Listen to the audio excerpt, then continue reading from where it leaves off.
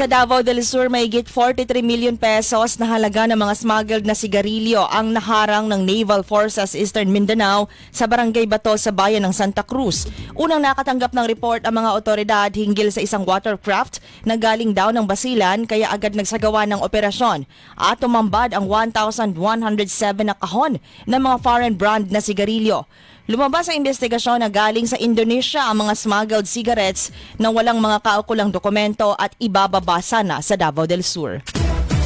Sa Bukidnon, personal na sumulat si Quezon Bukidnon Mayor Pablo Lorenzo III sa DPWH para madaliin ang pagbabalik ng access road sa Bukidnon Davao Road. Hiling din ng alkalde ang pagbubukas sana ng temporary detour para hindi maapektuhan ang ekonomiya ng bayan dahil sa nasirang National Highway. Umaasa ang LGU na mapapadali ang pagtrabaho sa highway para hindi na rin mahirapan ang mga biyahero at daloy ng negosyo at sa iba pang mga bayan.